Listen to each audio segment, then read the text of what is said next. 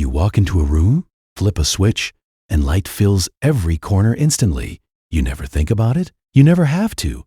But 30,000 years ago, one of your ancestors crawled on their hands and knees through a tunnel so narrow they had to exhale to fit through it. They carried a small stone lamp. The flame gave off less light than a single candle. And they went deeper. Not toward food, not toward safety, not toward anything useful at all. They went toward the dark on purpose, to paint. Why would anyone do that? Ask yourself what you would need to believe. To make that same journey, you would need a reason strong enough to override every instinct telling you to stay near the entrance, near the light, near the way out. Fear of the dark isn't a modern invention. It's wired into you. Children across nearly every culture on Earth develop a fear of the dark at roughly the same age without ever being taught to. That fear almost certainly kept your ancestors alive by keeping them out of exactly the kind of enclosed, unlit space where a predator could trap them. And yet, again and again, people overrode that fear entirely, on purpose, carrying nothing but a flickering lamp. Think about what a cave actually is. It is cold. It is silent in a way the surface world never is. There is no wind, no birdsong, no rustle of grass, just your own breathing and the drip of water somewhere you cannot see. Predators used caves too. Cave bears, cave hyenas. Your ancestors knew this. And still, they went in. The paintings themselves make this stranger. The most famous images, the horses at Chauvet, the bison at Altamira, the running animals at Lascaux, are almost never near the cave entrance. The easy walls, the ones close to daylight, are often left blank. The images cluster in chambers that require serious effort to reach. Some are half a mile underground. One painted panel in France sits in a space so tight that researchers believe only a single person at a time could ever have seen it. That detail matters more than it sounds like it should. If these paintings were meant to be seen by a group, wouldn't they be placed somewhere a group could gather? The archaeologist David Lewis Williams spent decades trying to answer that question, and his answer reframes the entire act. He proposed that the deep cave itself was the point, not the wall inside it. In near total darkness, the human brain behaves differently. Sensory deprivation, extreme cold, exhaustion from crawling, and flickering lamplight together can trigger altered states of consciousness. Some researchers believe these journeys were closer to ritual or trance than to art in the way you think of art hanging in a gallery today. Picture it from the inside. You have been crawling for 20 minutes in absolute blackness, except for the small orange glow at the end of your lamp. Your knees are raw. Sound behaves strangely down here. Your own heartbeat feels louder than it should. Somewhere ahead, the tunnel opens into a chamber, and the wall seems to breathe as your flame flickers across its natural bumps and ridges. What do you see in that shifting light? This is where the paintings get genuinely strange. Cave artists didn't paint on flat blank canvases. They used the natural curve of the rock. A bulge in the stone becomes the shoulder of a bison. A crack becomes the line of a horse's back. In flickering lamplight, an animal painted this way doesn't just sit still on the wall. It seems to move. Some researchers argue this was intentional, that early humans were using the cave's own geology as the first form of animation, thousands of years before anyone had a word for the concept. The archaeologist Genevieve von Petzinger has spent her career cataloging something even stranger than the animals. Alongside the horses and bison, cave walls across Europe are covered in geometric marks, dots, lines, grids, zigzags. Von Petzinger found that the same small set of signs, roughly 32 recurring shapes, appear again and again across caves separated by thousands of miles and thousands of years. That repetition suggests something you might not expect from people you've been taught to think of as primitive. It suggests a shared symbolic language, not writing exactly, but something reaching toward it. Here's the part that should genuinely unsettle you. These artists were not beginners figuring it out for the first time. The skill on display at Chauvet Cave, dated to roughly 36,000 years ago, is not simpler or cruder than art made 15,000 years later. Some researchers have argued the opposite, that certain Chauvet panels show more sophisticated use of shading, perspective, and movement than paintings made many thousands of years afterward. Human technology tends to improve steadily over time. Human art, it turns out, does not follow that same straight line. So what were they actually doing down there?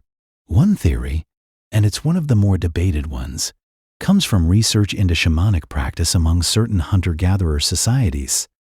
In these frameworks, some individuals were believed to travel to other realms during trance states, often to negotiate with animal spirits, and imagery seen or produced during that trance held enormous significance. Under this lens, the deep cave becomes something like a doorway. The wall isn't a canvas, it's the membrane between your world and something else.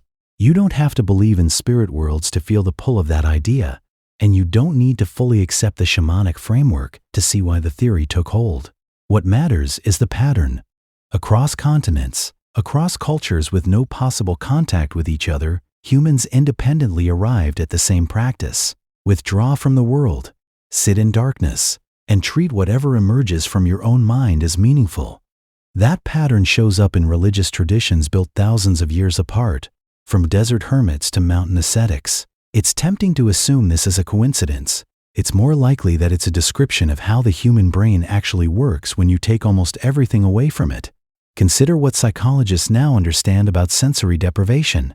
Strip away enough external stimulation, light, sound, temperature variation, and the brain doesn't go quiet. It goes the opposite direction. It starts generating its own input.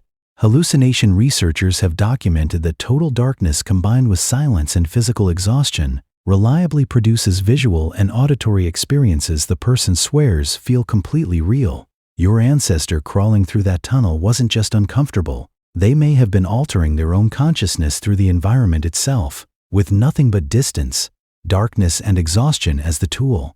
Now think about the handprints. Almost every major painted cave in Europe contains them, stenciled in red or black pigment, made by blowing paint through a hollow bone around a hand pressed flat against the stone. At the Cueva de las Manos in Argentina, hundreds of these prints cover the walls, spanning centuries of visitors. At El Castillo in Spain, uranium series dating on the calcite crusts covering a red disc painting pushed its minimum age back to over 40,000 years, making it one of the oldest known examples of representational or symbolic mark-making on the planet. Here's the detail that should stop you.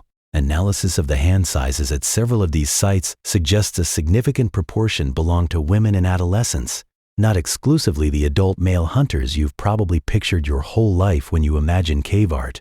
The archaeologist Dean Snow analyzed hand stencils across 8 French and Spanish caves and found that roughly 3/4 showed proportions consistent with female hands. That single finding rewrites who you should be picturing at the end of that tunnel. Not a lone hunter marking a kill, possibly a much wider cross-section of the community, undertaking something that mattered enough for almost everyone to make the same dangerous crawl. Think about what that means for the journey itself. If it was only ever the strongest hunters, you might imagine the deep cave as some kind of proving ground, a test of endurance for a select few. But if children and women were making that same crawl through the same cold, tight, lightless tunnels, the story changes.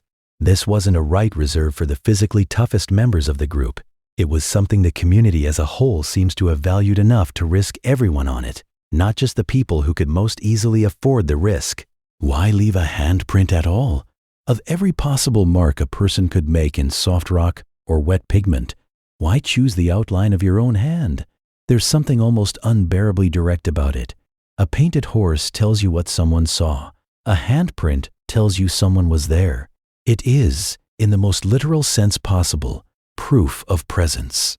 Reach your hand toward one of these prints today, and your fingers will not quite fill it, or they'll fill it exactly, an eerie specific kind of contact across 40,000 years. No translation is needed, no shared language, just a shape your own body still recognizes. This is the moment the ancient and the modern collapse into each other. You've made this exact gesture, maybe not on stone, maybe on a fogged-up window, or wet sand, or the corner of a birthday card. Somewhere in you is the same impulse that sent a person crawling half a mile into the earth by flickering lamplight. The impulse to say, in the only language that needs no explanation, I was here, this happened, don't forget me, Consider what these artists risked to leave that message. The lamps burned animal fat and could fail without warning. A single wrong turn in an unmapped cave system meant a slow death in total darkness, a fate confirmed by human remains found deep in some cave systems, individuals who apparently never found their way back out.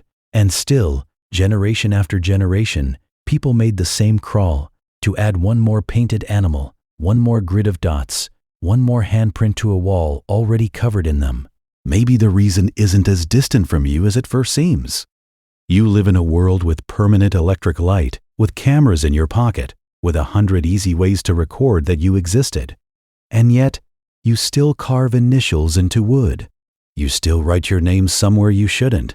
You still take a photo not because you need to remember the moment, but because some part of you needs proof that it happened, and that you were the one standing there when it did. That urge is not new. It did not arrive with social media, or with photography, or even with written language. It arrived with you, as a species, in the dark, on your knees, 30,000 years before any of that existed. The cave paintings were never really about the animals on the wall. They were about the hand that painted them, reaching forward through time to a version of you it would never meet, saying the only thing that has ever mattered. I was here,